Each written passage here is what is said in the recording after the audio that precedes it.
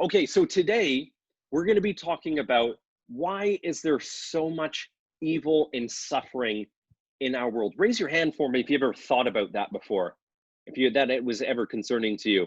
Okay, three of us. Great. The same three that knew the Raptors. Those are my people, man.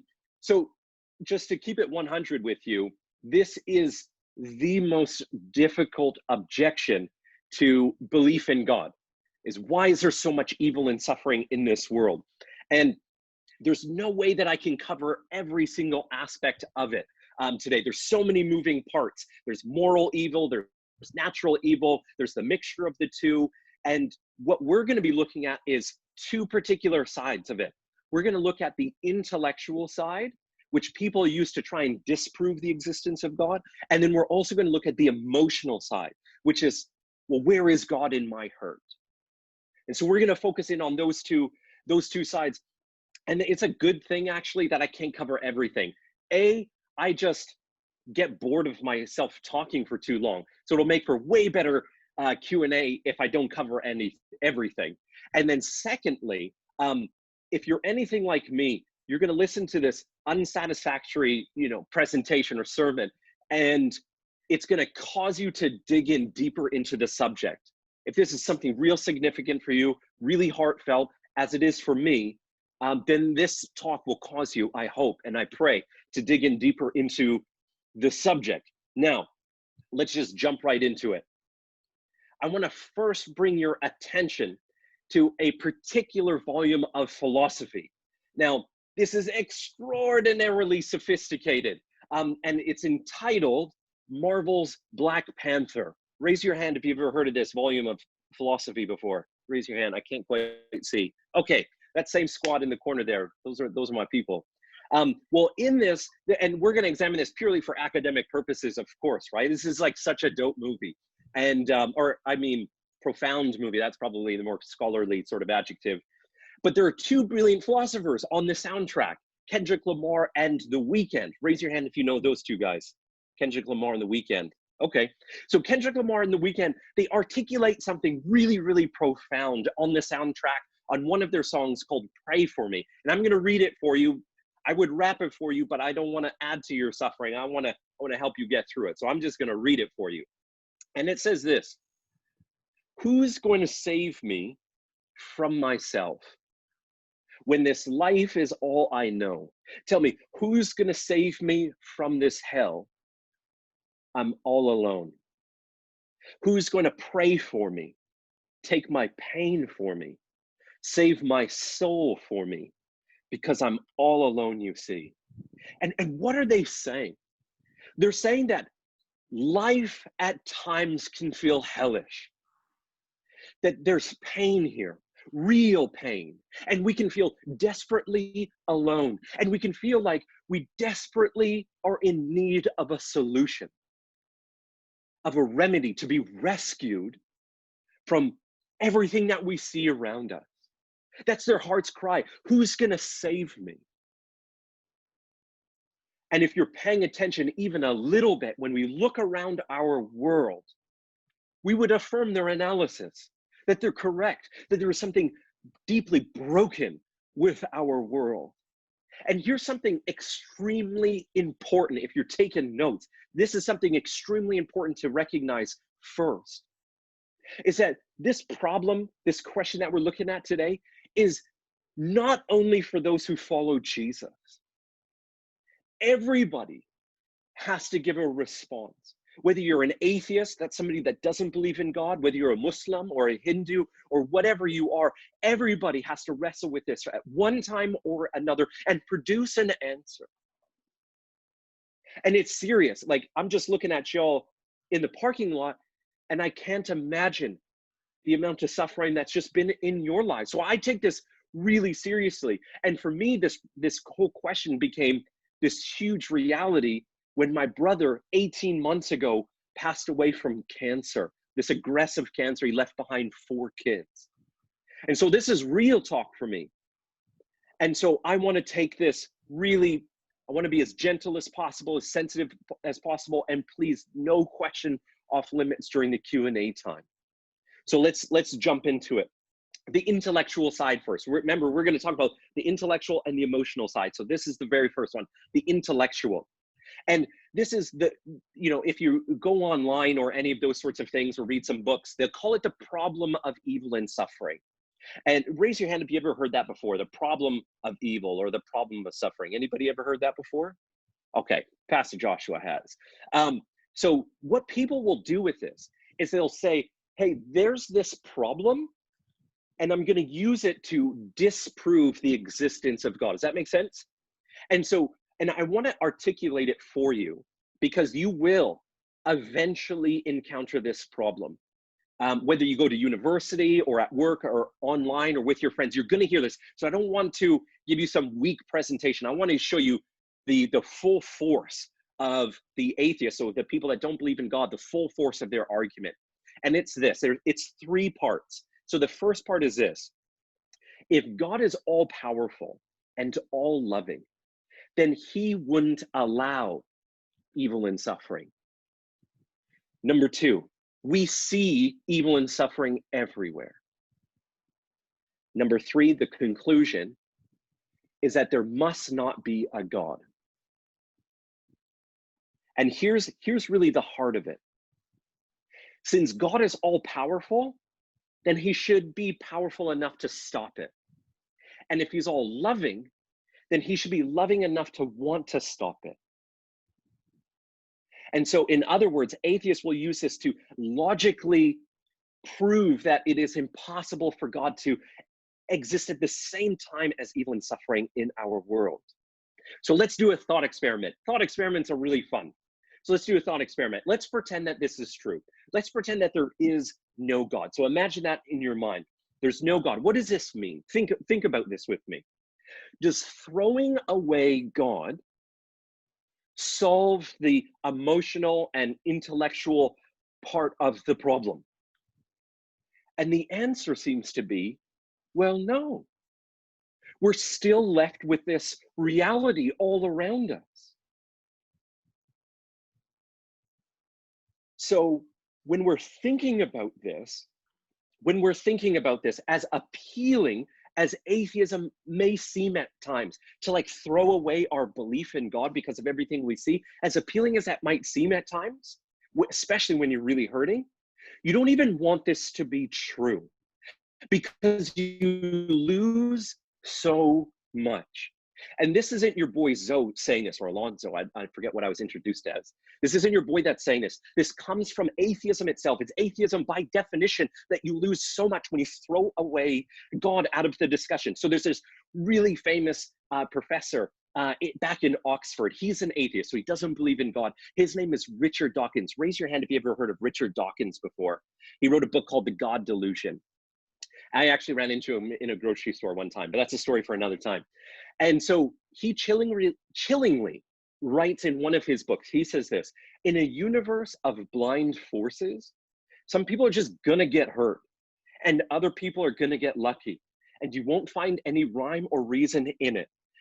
At bottom, listen very closely here, at bottom, there is no evil, no good, nothing but blind, pitiless indifference. So what's he saying? So think about some example of evil in our world. Let's say sex trafficking.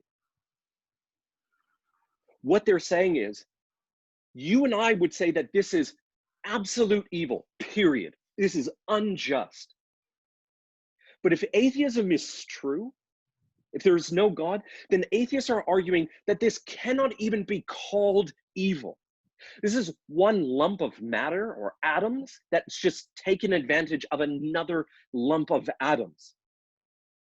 There's an atheist psychologist, a brilliant lady named Susan Blackmore, and she says this in this interview when they were asking her about all of the tragedies that we see around our world. They were like, Susan, what do you think about this? And she says this: my response is that nothing matters. It's all empty and meaningless. This is the way the world is. Get used to it. End quote. So when we're thinking about our question tonight, why is there so much evil and suffering in the world? Atheism is telling us that there is no real evil, and that the suffering that we see around our world doesn't ultimately matter. It's not meaningful. It's meaningless. It's just the circle of life. Now, I don't believe that for a second, but it's really important that you understand the other side's perspective when we're thinking about this problem.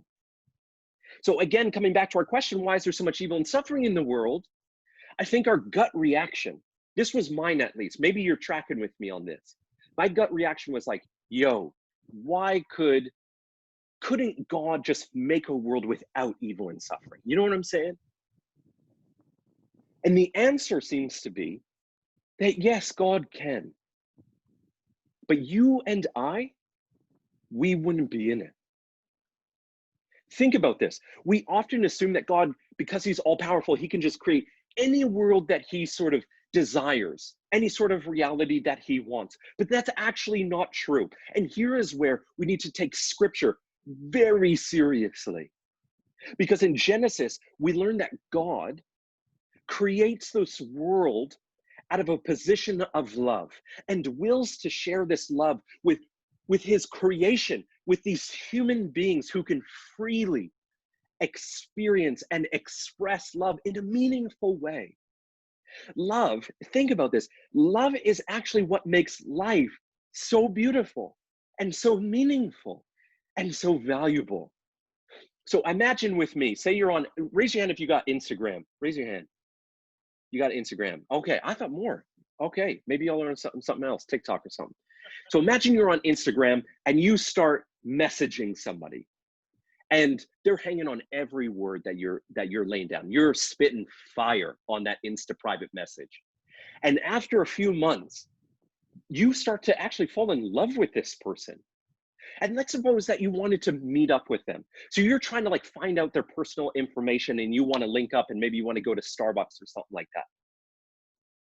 Would it still be meaningful if you discovered that this whole time you had been messaging some bot, some robot that was programmed to interact with you?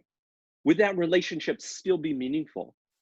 And the answer is no, it wouldn't. It would lose all of its meaning. The absence of freedom or free will means there's an absence of meaning. And in that, there can be no real love. Real love can only occur with free human beings who can freely choose, you know this, that can freely choose to love you in return or not to. And that's why God creates us with free will. And it's because of this human free will that evil and suffering occurs so much in our world. Our world is broken because of us. And God allows us for a limited time, which is really important to remember, that God allows us for a limited time. The world won't always be like this. But in atheism, in a universe without God, it will always be like this. But since God does exist, then we have hope. Hope for ultimate justice and restoration. So that's the intellectual side. Now we're going to blaze through the emotional side. So you might think to yourself, okay, God can exist in a world of evil and suffering. But where is he in my hurt? My brother, his name is Andrew, and y'all would have loved him. He was amazing. And he was my hero. He was my best friend, and he got cancer, and it was an awful experience. And he was, I was there with him, even holding his hand when he passed away on the hospital bed, down actually in Arizona. And I remember just chatting with my bro and saying to him, Andrew, man, you know, when you're going through these surgeries, because he had a number of surgeries, they had to take out pieces of his organs. I said, man, what was the one thing, like aside from being cured, what was the one thing that you wanted the most? And I'll never forget what he said to me. He said, Zoe, the thing I want the most is to not be alone. And isn't that true when we're suffering? that if we can't stop the suffering, then we desire for somebody to be with us in our pain.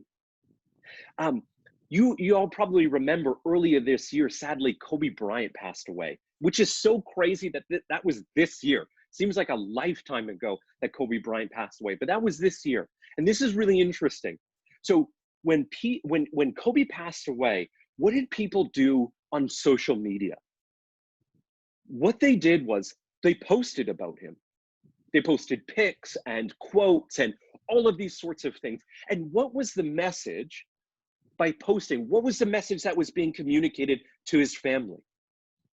The message that was being communicated is that your tragedy has not gone unnoticed. That you're not alone in your suffering. And that we care deeply about the pain that you're going through right now. By posting in a real way, they entered into the suffering and pain of Kobe Bryant's family. And that's exactly the message of the cross of Jesus Christ to a world that's suffering. You see, it's one thing to say that God sees your pain, and he certainly does. But it's even more profound to say that God sees your pain and entered into the world. But it's more profound still when we look at the reality of God sees our pain, enters into our world, and suffers alongside us. No other religion, none, has a suffering and scarred God right in the center of it. And so what does that mean? It means that I don't know exactly why you're going through some particular hurt. And I don't know why my brother passed away from cancer at 37 years old. But based on the character of Jesus, based on his person, we can say for sure that you're not suffering because God doesn't care about you. People who don't care don't get involved. People that don't love you don't get involved. But God got involved. God came. God cares deeply about your pain. God cares deeply about your hurt. And scripture even says that God demonstrates his love for you in this, that while we were still sinners, Christ died for us. You matter to God. And he invites you, just to keep it 100, he invites you to take your pain to him. I'm going to finish with one last story. And it's a story that takes place in downtown Toronto, right by the Blue Jays Stadium. That's where our office is, at RZIM, not ZIM. And yeah, I see you, bro. And so we had this art exhibit in our office. So you got to imagine this with me, yeah? We have this huge art exhibit in our office. And this art exhibit was crazy. It was full of these portraits of these ladies who were survivors of bridal burning in India. This is crazy. At least 8,000 women in India every year, if their families can't pay the dowry, that's the payment made at the time of marriage in their culture. If they can't make this payment, then sometimes the family of the future husband will take things like kerosene, throw it onto the woman, light a match, and burn them alive. And so we had this art exhibit by this Christian artist who was seeking to capture their extraordinarily brave stories and to show them to the world. So I had this dude come into our office. His name is Naweed. And Naweed comes in, he's not a Christian guy. He starts looking at all the paintings, and I go on a tour with him. And so as we're looking, we're talking, and then we end the tour at my favorite piece, which is this group of women who have survived this horrific scenario. And they're together, and they're laughing, and they're with one another. And he says, Zomen, do these women live in a community together? And I said, I have no idea, bro, but I'm curious to know, why are you asking? And I'll never forget his response. You got to hear me so close. He says, I suspect that they do, because it is only those with scars that can possibly understand the scars of others. I said to him, now, Weed Man, we come from completely different religions, but the gospel, the good news of Christianity, is that at the heart of it, there is a scarred God who understands your scars. And in the midst of our scars and suffering, gives us strength and meaning and hope. That's Christianity's good news. And here's the poetic irony of this story. As I'm walking Naweed out of the building, I'm like, bro, I love your name. Never heard it before. What does it mean? And he says, Zo, it's Arabic. And it's Arabic for good news. In the same way that good news, or Naweed, entered into our office that day, so too has good news entered into our world through the person of Jesus, who suffered amongst us, had scars like us, suffered injustice like us, was shamed, was bullied, was victimized like so many of us. In Jesus Christ, we have the answer to Kendrick Lamar and The Weeknd and the cries of their heart. We have a God who won't leave us alone in our pain. We have a God who has paid the ultimate price to save our souls. And we have a God who bore our pain on the cross and became scarred like you and me. And it is only those with scars that can possibly understand the scars of others. Let me close with this last point. This has brought tremendous hope to me. As I've thought about this with my own brother, that the way that the New Testament ends, if you've never read it, I encourage you to do so. I came to Christ at 21.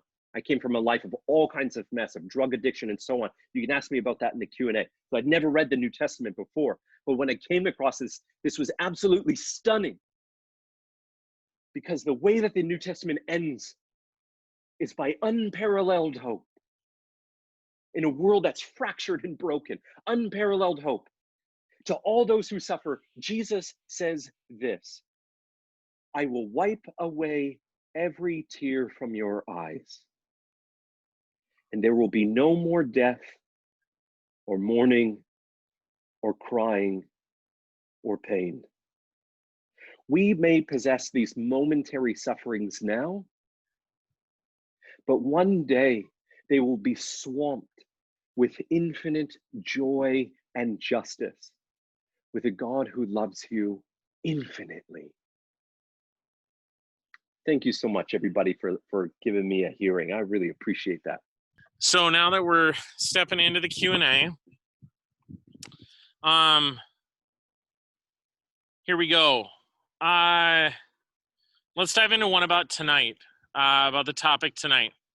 Here we go. Why did God create us knowing that we would be so evil? Oh, yeah. That's a great question. Let me just say this little precursor to the Q&A night. I'm going to demonstrate to you the depths of my ignorance with this Q&A. And this is a really good thing, because some of the questions that you're going to raise towards me, I'm going to respond essentially off the cuff.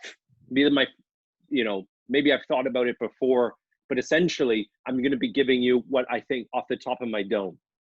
But this is a really good thing, because I hope that your dissatisfaction with my response causes you to go and search for yourself, to really own the question and to own the response as you quest for truth. So let me just put that precursor out there first thing.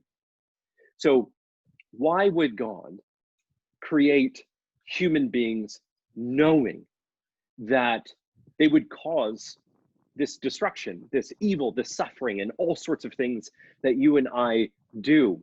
And that's a really, really good question. I just really want to affirm that. And so here is how I tend to think about it.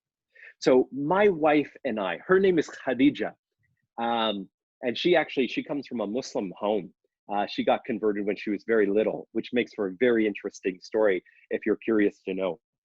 But her and I, we're thinking about having a child. We've been married now for like 6 years or so. And as we're thinking about having a little one, the reason why we want to have a little one is to create this life that we can love and nurture and cherish and help to flourish in every potentiality that is possible. But as we think about this, what's really interesting is, and you'll get to know this when you're in my stage of life, maybe Josh can affirm this, is our little girl, I'm hoping it's a little girl, I want something to spoil. But as we think about our little girl, man, I already love her. She's not even conceived yet, but she is already an object of our love and affection. We already have plans for her. We'd love to show her books to read and all these sorts of things. But we're also aware of a brutal reality, which is that we could create this baby. I'm not going to say how we do that. I'll let Josh field that. We could have this baby, and there's a real possibility that our little girl, even though we love and cherish her, will reject us. However, we still weigh, when we're considering this, we still weigh it on the scale of we want to take this risk. We want to risk this because the potential of a relationship with this little girl is so incredibly valuable. So what if God creates this world with free will for all of us so that he can have you? And that there would be no other way of creating you. That says to me how incredibly valuable you are to God. That he's willing to take these risks, again, for a limited time. It won't always be like this. But God loves you and values you so much that he's willing to take this risk of you rejecting him so that you could have this eternal relationship with him and cause more healing in the world, to cause beauty to come into the world and additional meaning into the world, and all of these really good and beautiful and true things. So I think that God thinks about it like a parent bringing a child into existence, and that's the beginning of an answer. And so let me tag on to that, Zoe, for a sec. So because I was wrestling with it as you were talking about it, I was really wrestling and kind of going, so like he knows all the evil that's going to come from creating us, but he still creates us with the idea that we then we still have the option of choosing him. Because when we have kids, we don't know if they're going to be traffickers. Mm-hmm. But the difference is that he does. Mm-hmm. So, like, the good outweighs the bad in your mind, in his mind? I think so. So I think some of what you're getting at, Josh, depends on how much does God know? How much foresight does God have? And that's a really difficult question that I am not 100% sure on, to tell you the truth. There are some philosophers that think that God gives up some of his foresight when he enters into time, and that God is reacting to things. There are other philosophers and theologians that think that God can see the end from the beginning, just like Scripture says. There are other philosophers still that say that, let's suppose that Alanzo comes into existence, and he knows that Alanzo is going to reject him. But he knows that Alanzo's daughter will not. And that God is so interested and valuing Alanzo's daughter that won't reject him, that bringing Alanzo into existence is a possible risk that he's willing to take in order to get that particular person. So that some philosophers think that as well. I find it difficult to know the mind of God exactly and exhaustively. By that I mean, so check this out. I live with my wife. We have for 6 years or so. She will be the relationship that I know the most. I ask her the most questions, she knows me the most, and so on and so forth. Even after, let's say, a 60-year marriage, there will be things that I have not discovered yet about my wife, who is the closest relationship to me.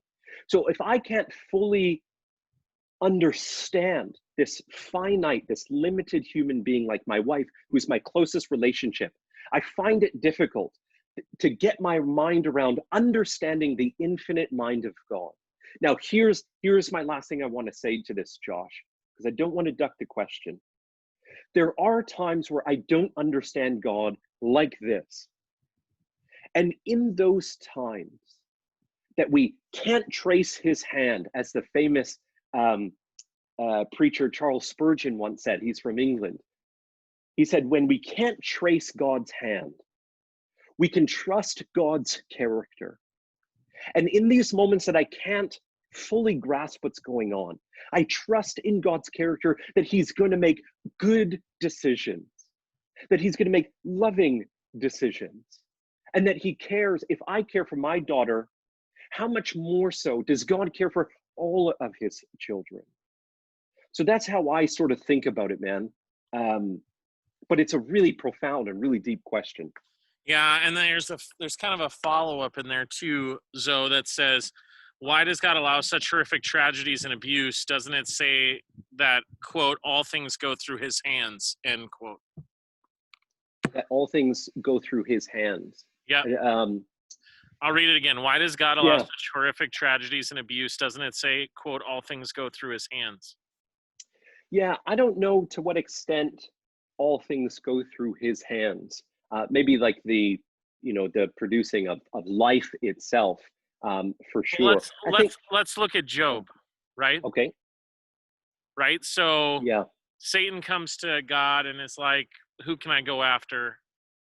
And God's like, well, have you thought of my servant Job? Right. Yeah. You can do anything, just don't lay a hand on him, right? Yeah. And so this idea that God has to allow things to go through his hands before, things are going to happen. Yeah. Like, I mean, I can see how someone might interpret it that way. Yeah. So totally. Let me try and respond to that. So Job is a book I wish I understood more. This is one of the largest pieces of literature from the ancient world that is looking at the problem of evil and suffering, exactly what we're looking at today. There's the moral evil element, which is free human beings using their free will against Job and his family. The Chaldeans come in and kill parts of his family and some of his the people that live in his household. Whereas there's also natural evil that takes place in his household. There's the wind and different things that come and destroy in his area. So there's all sorts of things that are going on within Job's world and within this literature. And I encourage you to check this out. If you're looking for a good scholar on the book of Job, I'd recommend this dude named John Walton. He's incredible. And I think you'll get a lot from it. The way that I think about Job is, and again, I'm not sure to what extent everything goes through God's hands and what exactly God is allowing. But God here is certainly allowing some amount of evil and suffering into Job's life. So what's going on? Well, I think that there's a couple of ways of looking at it, and perspective is a huge component when you're examining some of these sorts of things. Because from Job's perspective, this is a really horrific incident of evil and suffering. From God's perspective, we don't get this limited view of reality. You know what's interesting is that everything that has occurred in Job's life that God allows to occur has helped millions of people over thousands of years who have sought refuge in the book of Job. So if this was a question to me from God, that there's a certain amount of evil and suffering, Alonzo, that I would allow in your life, but from that I can bring an enormous amount of good, would you accept? And I think that many of us would say yes. There is a certain amount that I could say yes to if I know that it has some positive benefits for people that are going to come. Like, we're still talking about his incidents. We're still talking about his faithfulness to God thousands of years later, impacting millions of lives. And here's another really essential component to this, is that God also has the capacity to compensate us. This is huge, because Job is restored by the end of the book. He also gets what he's longing for the whole time in his suffering, which is the presence of God. And God honors him in that. But also God restores the family of Job. Now, there are the family that did pass away, and God doesn't resurrect them.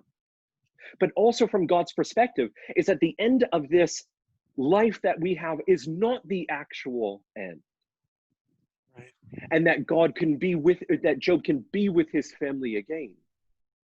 And so I think that we often forget God's ability to compensate us, because many people won't be compensated in this lifetime. Lots of people die from injustices, and which is horrific.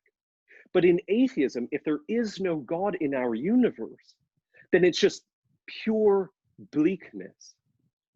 But what we read from things like the text that I read from you from the end of the New Testament, from the book of Revelation, if you go and search that book out, is that God has the capacity to restore us and reward us and compensate us for everything that we suffer in our world.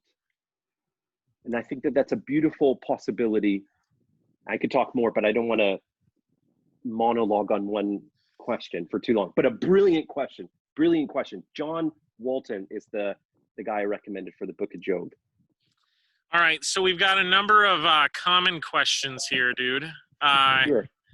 One of them is, what made you come to God?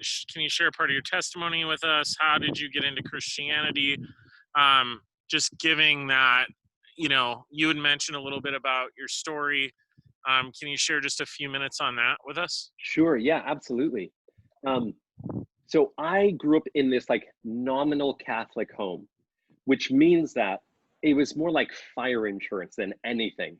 It wasn't real to us. You know what I mean? Like, we were just putting in time with the big guy on Easter and Christmas, just in case there was a God, then, he would be less angry with us on Judgment Day, sort of thing. But I didn't understand who Jesus was. I didn't understand the cross and the resurrection and all of these sorts of things. So I grew up in that sort of home, and we were really happy until my parents got divorced when I was 12. And it was a horrific divorce. As maybe some of you guys know, divorce can be such an ugly thing. And it was then, when I was 12 years old, that I first got introduced to drugs. That's when I started drinking, I started smoking weed and all of these sorts of things. My life just collapsed and my family got shattered. And so I just became a worse and worse addict. I was, by the time I got kicked out of my mom's house, my dad's house, and I was living in this really shady neighborhood, I was a full-blown opiate addict, which is opiates. I don't know if you're familiar with these. they're like a heroin type of drug, eh? And you take these pills. So I was a pill popper, as well as smoking weed and partying and doing all of this lifestyle. And it was at the age of 21 that I had this shocking experience. So, and this is just really quick because I don't want to monologue again, but it was at around this time that I went out to the club to go to this party, and I was with like lots of shady dudes. I had a hip hop clothing store that I ran, which was just a front for selling crack cocaine and all of these sorts of things. And we go to this reggae night at this club. This guy, when we go back to his house afterwards, and I'm sleeping on his sofa, has a drug-induced schizophrenic episode where he starts hearing voices that tell him to chop my head off. So this guy takes this blade, and as I'm sleeping like this, swings, catches me on the back of the neck, which wakes me up, which I'm sure you would understand that kind of thing would wake you up, you know, and wakes me up, swings again, catches my hand. I'm able to push him off and get to a hospital. It was in this hospital that I started reflecting on my life, like, yo, I am messing up my life, but I don't know what to do about it. And it was at this time that my sister invited my brother and I, my brother that passed away, to church.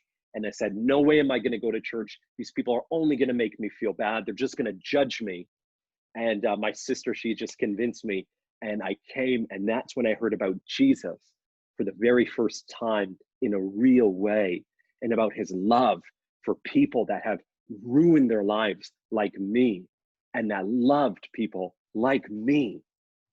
And I was captivated. And that's when I gave my life to Jesus, and my life just transformed from there. After that is when I started to pursue the evidence and the intellectual arguments. Say, hey, I don't want to be conned by this thing. I want this thing to be true. And that's how I continued my life after my conversion.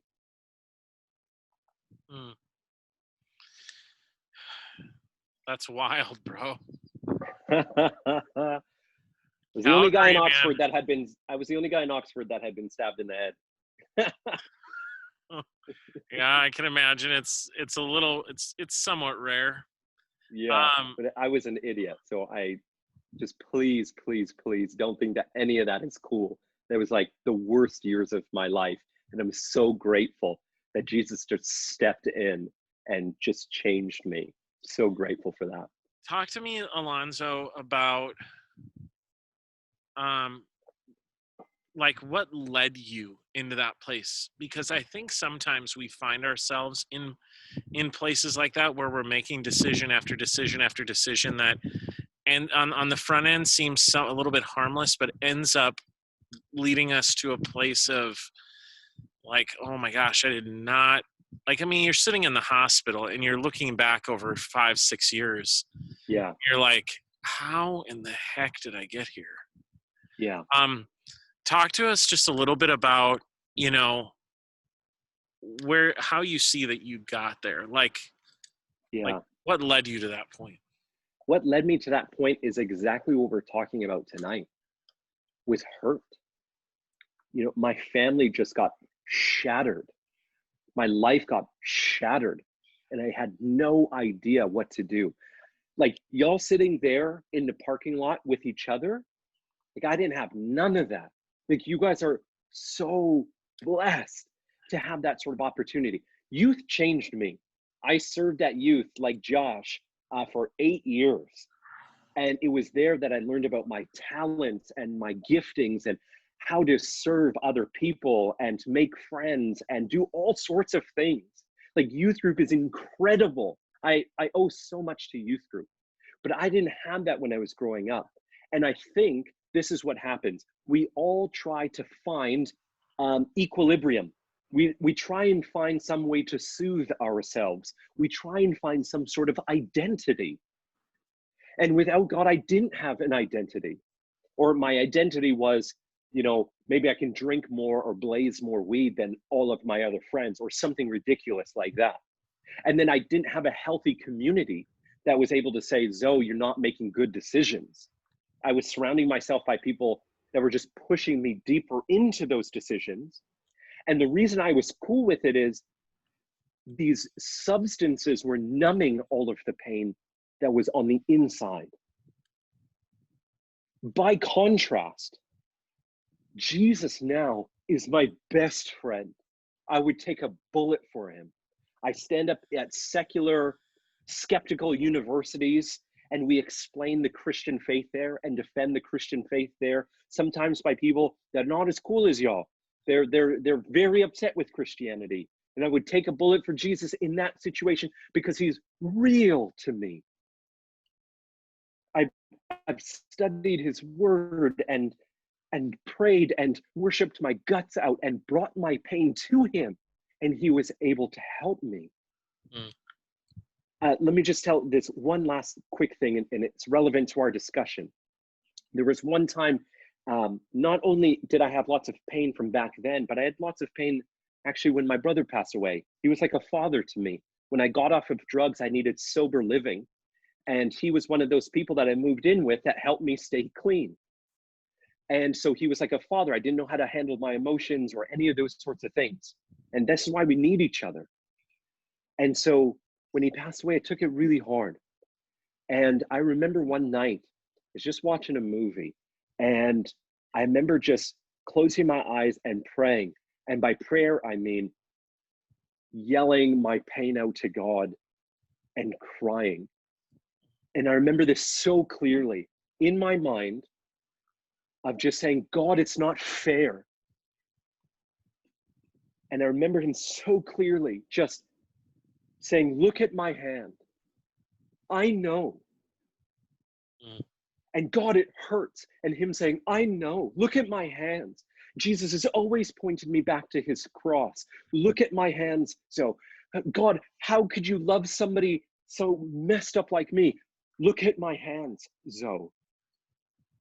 God, it feels like my whole world is shattering. It looks like the world's going to hell in a handbasket. I don't have any, what's my hope for a better future? And he's like, I know what it's like to be there. I know what injustice is like. I know what pain is really like. I know what abandonment is like. I know, Alonzo, I know. And the times that I've brought my pain to Christ are the times that I've had the deepest healings. And it's a journey with him. I still work stuff out. But man, he's my best friend and he's always been there for me. And he wants to do the same thing for you. Thanks, buddy. Wait, 2 more questions. Sure. The first one is a little bit longer. So it says, not only do we have all the sufferings in this life, there's also potentially more suffering after this life. Yeah. To me, the idea that we could potentially be punished eternally makes it hard to view God as all loving. Growing up, the primary factor I quote unquote believed was because I feared hell and not because I felt the longing for love and relationship with God. Yeah. With this being said, what good does it do to preach about hell? And do you interpret hell as a lake of sulfur in the way Revelation describes it? Oh yeah, what a fantastic question. This is something, just as a matter of fact, that my wife and I think about tons. So some of my family follow Jesus, but some of my family doesn't. I come from a nominally Catholic home where some people are indifferent. Other parts of my family are Muslim or Hindu. And same with my wife's. Like I said before, my wife comes from an Islamic home, Ismaili Muslim home. And so this is something that we seriously think about. And again, like I said in my talk, this is where we need to take scripture very, very seriously and not read into things that scripture doesn't reveal. So when we're thinking about this, you can think about this in a few different ways. When I think about the lake of fire and sulfur and all of these sorts of things, I have to ask myself, what is the Bible trying to communicate here? Is this, am I reading this through a 21st century lens, or am I reading it appropriate to its historical context? You've probably heard this phrase before, context is king. truer words haven't been spoken. Context is everything. So when we're thinking about the Bible, I don't think, and this might sound shocking at first, so you have to listen to me very closely here. I take the Bible as the Word of God, and I take it very seriously. But there are times within the Bible that we have to read it in a literary sense. So for example, Jesus calls himself the door. Is Jesus a compilation of 2x4s and nails? The answer is obviously no. But Jesus is a door, isn't he? And likewise, when we're reading these passages about hell, we have to be reading very carefully. So when I see these passages about hell, I see lake of fire and I see utter darkness. It's like, that's really interesting, because how can you have fire in a particular location, but utter darkness? So maybe the Bible is saying something different here than a literal sense, in the literal sense that Jesus isn't literally calling himself a compilation of 2x4s. Now, I think that Jesus thinks that hell is a real place. Nobody speaks more about hell than Jesus does within the Bible. But Jesus is also this extraordinarily loving person. He desperately longs to bring the outcasts and the marginalized and the beaten down by religion into his arms. So what does Jesus think about this hell? What I think Jesus is doing is trying to warn people that this is not a place that you want to be. But it is a place that if you want to be there, then you can. That this is a place where God can honor your free will. Because, and Christopher Hitchens, the famous atheist, says the same thing. You know, if he was forced to go into heaven, heaven would be hell for him. He doesn't want to go to heaven. So what is God to do? To force his love on people? It's a criminal thing to force your love on people. So I think that hell is a place, like C.S. Lewis, you got to read this book, The Great Divorce. It's wonderful treatment of hell. But hell is, you can think of as a cage that is locked from the inside. It is a place that all of your decisions, if you keep rejecting God, if you don't want God, God has to have a space to put you after death that's away from him. And I think that if that sounds appealing at all, that you have to seriously think about that, because I think it's worse than the Bible describes with lake of fire, because I think that if there's a place without the presence of God, then you don't get all of the things that come along with God. God comes with joy, with pleasure, with love, with all of these sorts of attributes of his. And in this place, I don't think you get any of those things. So it is to me a frightening sort of possibility. But I think what God is doing here is honoring the decision. Last little bit. There's a story you should go and read when you get home, and it's about the rich man and Lazarus. This is a story that's told by Jesus, and it is incredibly insightful. The rich man lives in luxury his whole life, doesn't want anything to do with God. Lazarus is suffering his whole life and all of these sorts of things. And then Jesus gives us a glimpse into what happens after death, post-mortem. And Lazarus is in the bosom of Abraham. So this is like a paradise sort of place. Whereas whereas the rich man is not. This is interesting because we learn all sorts of things about hell. Well, what do we learn? Well, what's the first thing that he says? He says, Father Abraham, ask Lazarus to dip his finger in water and put it on my tongue to cool my tongue. So we know that there's a body there. We know that there is consciousness there. And we know that it's not a good place to go. Well, what else do we learn? This is remarkable. Does the rich man what's the first thing that he says? Does he say, Father Abraham, get me out of here? And the answer is no. In fact, the rich man does exactly what his entire life's trajectory has pushed him towards, which is this utter self-centeredness. I am not concerned about escaping this place, Father Abraham, but that guy over there, get him to serve me. That's fascinating to me. And so I think as you examine that story, I think it's going to give you tremendous insights. I don't think that anybody that wants to go to heaven will end up in hell. You put your faith in Jesus and what he did on the cross and believe with your heart and your mind, you're saved. And God's not trying to make this difficult.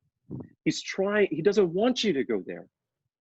He wants you to have a relationship with him, a living relationship with him where you can experience his love and meaning in life and pleasure and joy and peace and the forgiveness of sins.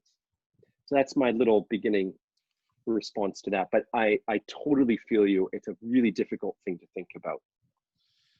So do you think that story implies that the rich man had no personal sufferings in life? I would suspect that he probably did, being in first century Jerusalem. There would have to have been some level of sufferings, perhaps less than Lazarus, who we know is covered in sores and just eating crumbs and all sorts of different things like that. But I think it's probably quite a bit different than Lazarus is. We're not told about Lazarus's faith and what that looks like. Jesus is just giving us a limited sort of view of what's going on. Right. So, he didn't have physical suffering, but there could have been other suffering. Yeah, right. Absolutely. I think so. I think that's likely. Yeah. Okay. Any other questions from peeps on Zoom? Or I have one more that I'm going to ask, but any other questions from people here?